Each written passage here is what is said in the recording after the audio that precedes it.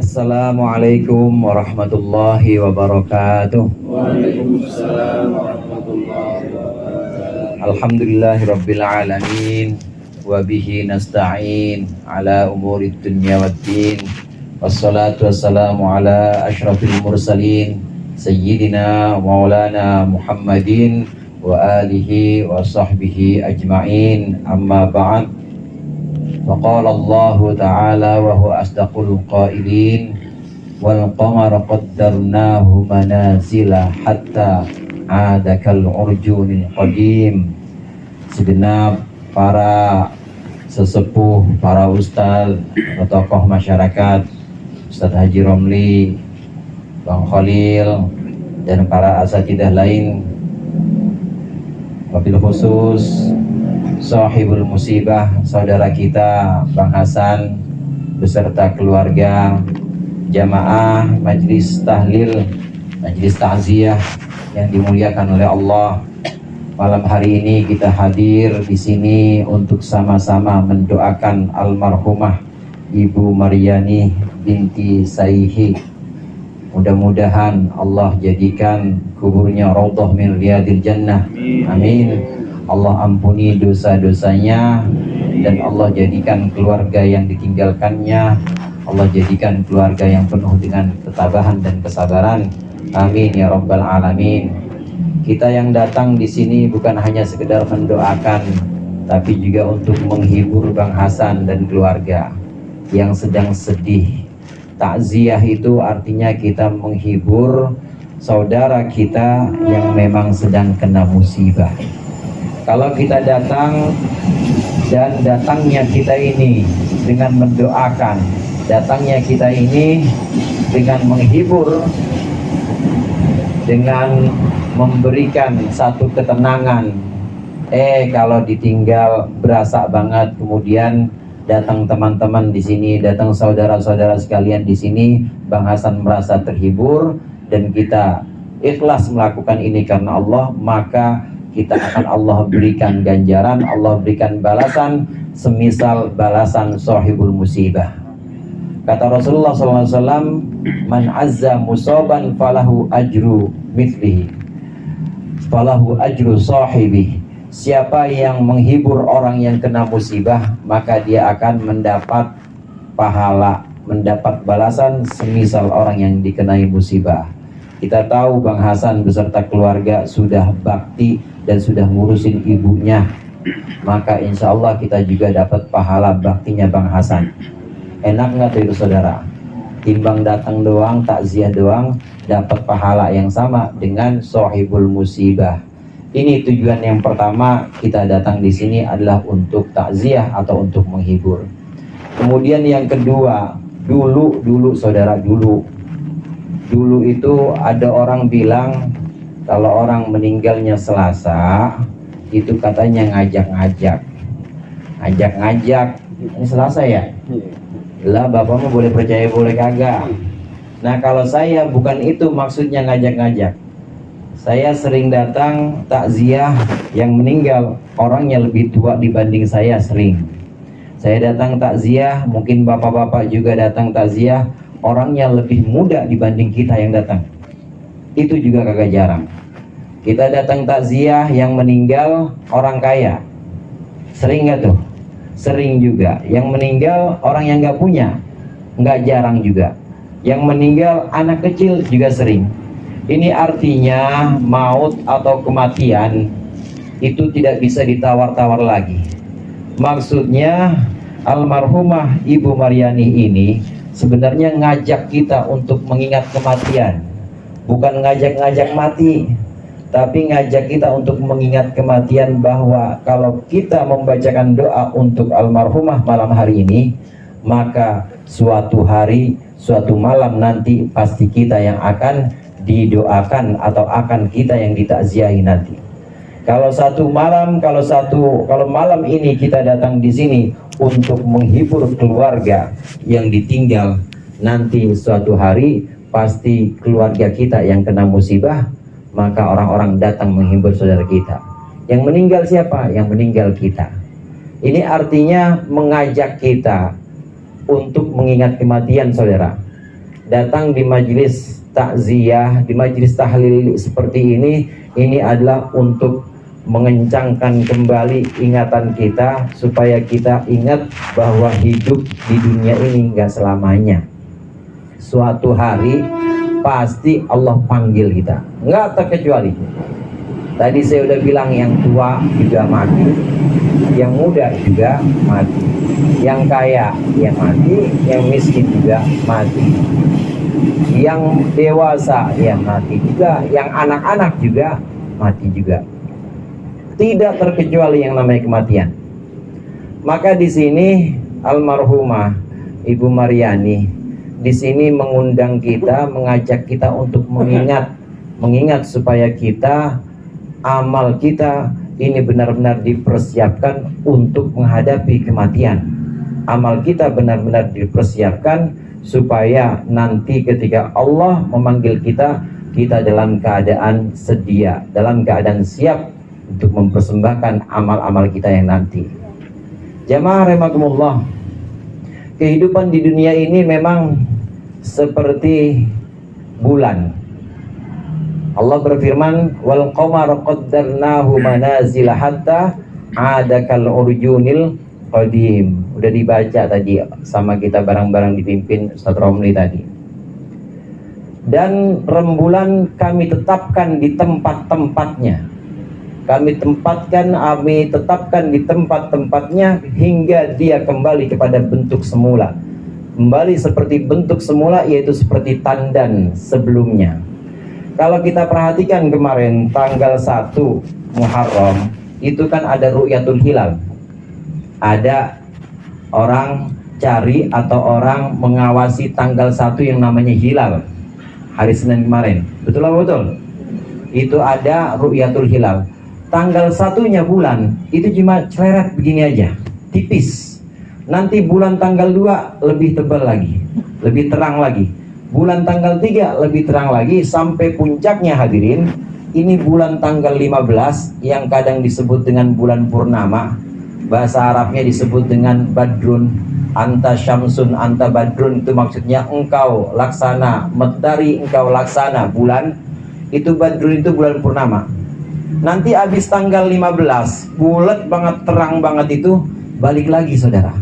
Balik mulai agak bulatnya udah mulai hilang, agak peyang dikit.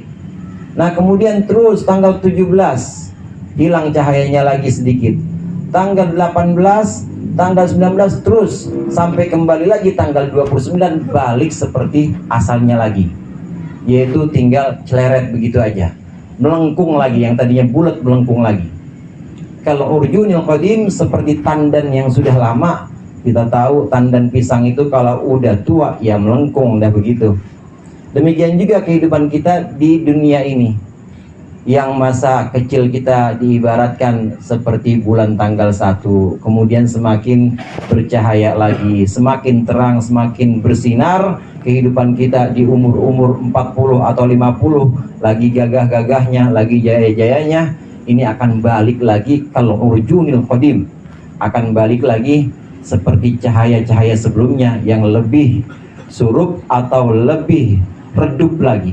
Dan terus sampai akhirnya Allah tetapkan tanggal 29 atau di penghujung usia setiap orang, maka itu akan Allah ambil. Dan ini tidak bisa dipungkiri saudara, akan kembali kepada itu. Pada masa-masa di mana gagah-gagahnya, jaya-jayanya nanti akan kembali menua. Kalau udah tua biasanya udah mulai berkurang nikmat-nikmat. Yang tadinya sate Pak Doyo enak, tapi rasanya keras banget dikunyah sekarang. Terus penyakit-penyakit udah mulai datang lagi. Kadang-kadang gigi juga udah pada hilang. Dan begitu terus sampai kalau urjunil qadim seperti tandan yang sudah tua, maka kembali lagi seperti anak-anak lagi. Kebanyakan manusia seperti itu. Umumnya manusia akan kembali kepada fase sebelumnya dan akan lemah lagi dan akhirnya redup dan akhirnya hilang. Ini yang namanya kematian. Hadirin jamaah rahimakumullah, ini mengajak kita untuk merenungkan bahwa sunnatullah, bahwa ketetapan Allah dalam kehidupan ini tidak bisa ditawar-tawar. nggak bisa kita menawar-nawar, nggak bisa kita menghindar dari ketetapan-ketetapan Allah, itu tidak bisa. Lalu bagaimana? Apa yang harus kita lakukan? Yang harus kita lakukan satu-satunya adalah kita pasrah kepada ketetapan Allah. Pasrah yang dimaksud di sini kewajiban-kewajiban yang Allah perintahkan kepada kita, kerjain. Larangan-larangan yang Allah suruh kita jauhkan, jauhin. Nah, apabila ada musibah, maka sabarlah. Apabila ada nikmat, maka syukurlah. Itu yang namanya pasrah kepada Allah. Kita dapat musibah, ya sabar. Kita dapat nikmat, ya syukur. Kewajiban-kewajiban Allah, jalanin. Keharaman-keharaman Allah, tinggalin. Jalanin itu saja tanpa banyak protes, dan tidak perlu kita merekayasa supaya kita menghindar dari ketetapan Allah. Tidak akan bisa, karena sudah Allah tetapkan sebagaimana perjalanan bulan tadi, hadirin. Kita hanya bisa menjalani dengan kepasrahan sambil melaksanakan kewajiban kita sebagai hamba, sambil melaksanakan kewajiban kita sebagai umatnya, sebagai hambanya, untuk terus syukur dan juga terus sabar. Yang terakhir, hadirin, yang bisa kita ambil dari takziah, dari pertemuan malam hari ini, Ibu Maryani meninggal di usia 68 tahun. Betul maksudnya 68 tahun.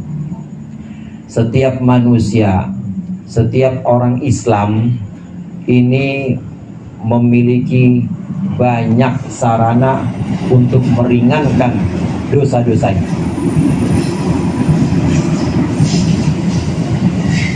Setiap orang Islam, baik Islam laki-laki maupun orang Islam perempuan, punya banyak sarana untuk meringankan dosa-dosa dan meringankan siksanya nanti di akhirat. Paling tidak ada 10. Cuma kalau saya sebutin 10 bisa sampai subuh. Saya sebutin 4 aja. 4 inilah yang akan kita dapat, 4 inilah yang akan kita usahakan di masa hidup ini. 4 ini masa hidup, selebihnya nanti setelah alam barzakh. Apa sarana-sarana yang bisa meringankan kita sebagai orang Islam? Dan insya Allah ini juga udah meringankan almarhumah. Yang pertama yaitu istighfar, saudara. Kita habis sholat, astagfirullahaladzim. Betul begitu ya?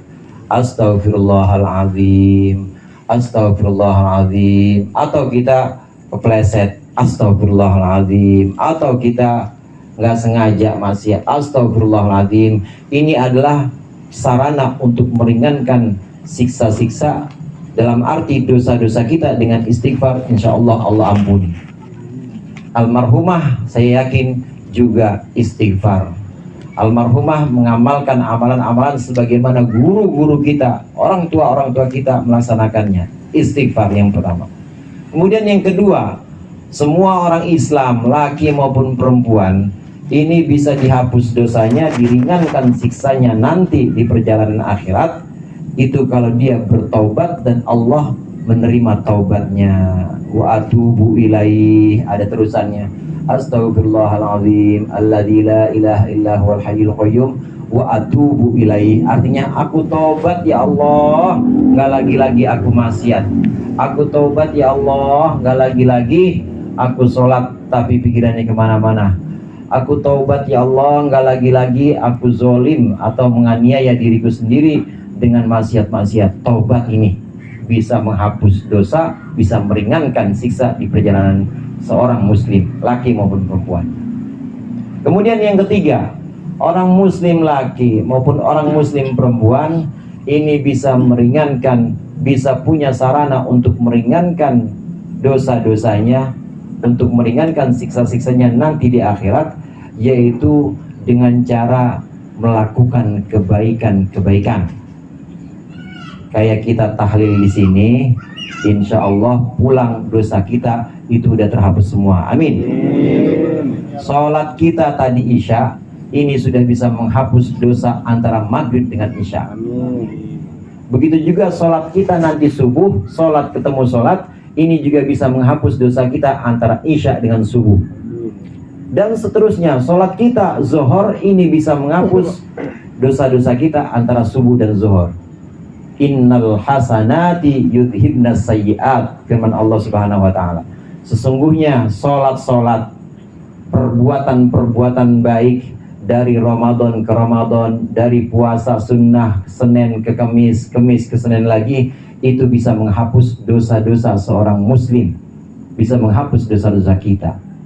Ini sarana yang ketiga di mana seorang muslim ini bisa nyuci dosa-dosanya dan juga bisa diringankan siksanya karena melakukan amal-amalan baik. Kemudian yang keempat, hadirin, seorang muslim laki maupun perempuan selama dia masih hidup, maka dia bisa melakukan, bisa menerima keringanan-keringanan, bisa menerima segala macam pengampunan-pengampunan, yaitu dengan cara, selain dengan cara melakukan perbuatan-perbuatan baik, antara lain adalah dengan cara menjauhi maksiat-maksiat. Hadirnya kita di sini duduk ini kan menghindarkan kita dari maksiat, misalnya dari ngomongin orang. Itu sudah bisa menghapuskan dosa-dosa kita. Kemudian hadirnya kita di musola atau di masjid, ini sudah bisa menghindarkan kita hadir di tempat-tempat yang memang Allah haramkan. Itu juga bisa menghapus dosa-dosa. Inilah empat sarana atau empat wasilah di mana muslim ataupun muslimah semasa hidupnya kalau bisa melakukan ini, maka dosa-dosanya Allah akan hapuskan, sehingga siksanya nanti atau perjalanan nanti di alam barzakh ini akan Allah lebih ringankan. Yang lain setelah empat ini, yang kelima, keenam, dan ketujuh dan seterusnya, ini ada di perjalanan akhirat yang dimulai nanti di alam barzakh. Selama masih ada ujian-ujian, masih ada fitnah atau pertanyaan-pertanyaan di alam barzakh dan kesulitan-kesulitan, maka itu bagian dari keringanan yang nanti akan mempermudah perjalanannya di Shiratal Mustaqim. Mudah-mudahan Ibu Maryani Allah berikan husnul khatimah. Amin. Allah beri keringanan-keringanan karena amal-amal dan juga karena perbuatan-perbuatan baik yang dilakukan oleh almarhumah, dan kita yang datang di sini juga bisa mendapatkan maghfirah, bisa mendapatkan pengampunan-pengampunan karena perbuatan-perbuatan baik kita dan juga karena rahmat Allah. Mudah-mudahan bermanfaat. Lebih kurangnya saya mohon maaf. Wallahul muwaffiq ila aqwamit thoriq. Wassalamualaikum warahmatullahi wabarakatuh.